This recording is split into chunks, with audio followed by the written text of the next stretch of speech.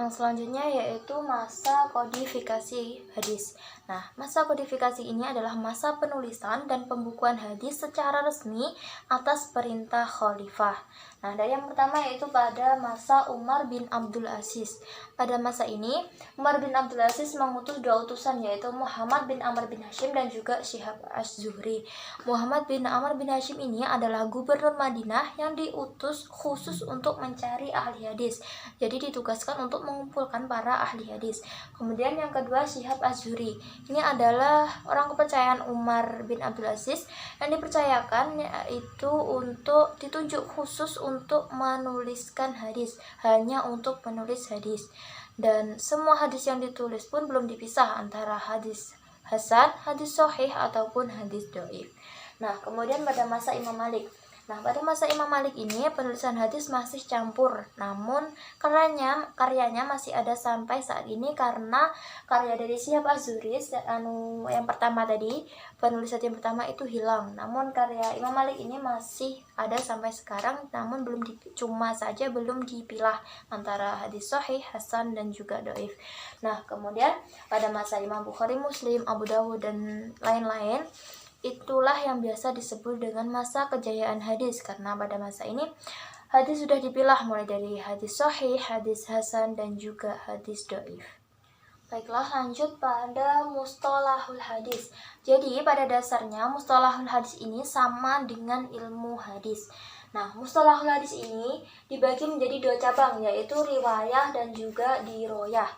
Riwayah ini adalah untuk mengetahui cara penukilan pemeliharaan apa yang disandarkan pada Nabi Muhammad SAW. Dan ilmu hadis diroyah ini membahas dari segi pengetahuan atau biasa disebut pengantar ilmu hadis.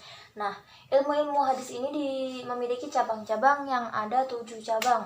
Dari yang pertama yaitu Rijal al-Hadis. Rijal al-Hadis ini adalah mengkaji tentang perawi hadis. Yang kedua yaitu Gharib al-Hadis. Gharib al-Hadis ini mengkaji tentang istilah-istilah asing yang ada pada hadis. Dan yang ketiga yaitu al-Nasakh wa al-Mansukh.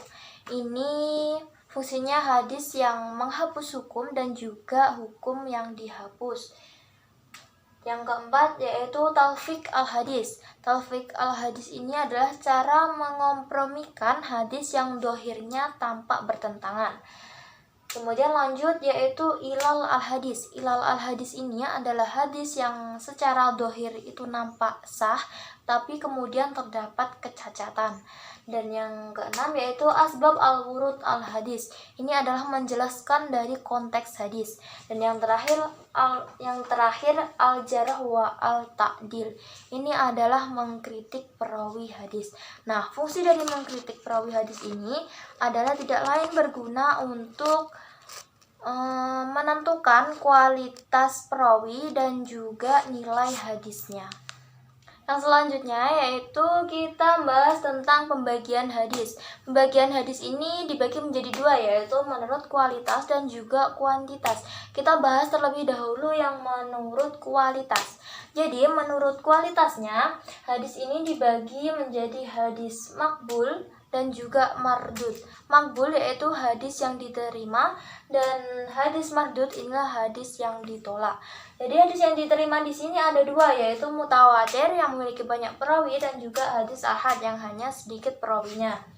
Hadis ahad ini pun juga dibagi menjadi tiga, yaitu hadis sahih, hasan dan juga dhaif. Nah, lanjut kepada hadis mardud atau hadis yang ditolak. Hadis yang ditolak ini ada dua, yaitu hadis dhaif dan juga hadis maudhu. Hadis dhaif ini adalah hadis yang lemah, dan hadis maudhu ini adalah perkataan ini sebenarnya bukan hadis, namun ini hanya perkataan seseorang yang yang mengatasnamakan Nabi Muhammad SAW. Nah, sebab-sebab munculnya maudhu ini diantaranya yaitu yang pertama adanya pertentangan politik, kemudian usaha kaum zindik, dan yang ketiga sikap ta'assub, dan yang terakhir yaitu pendapat yang memperbolehkan demi kebaikan.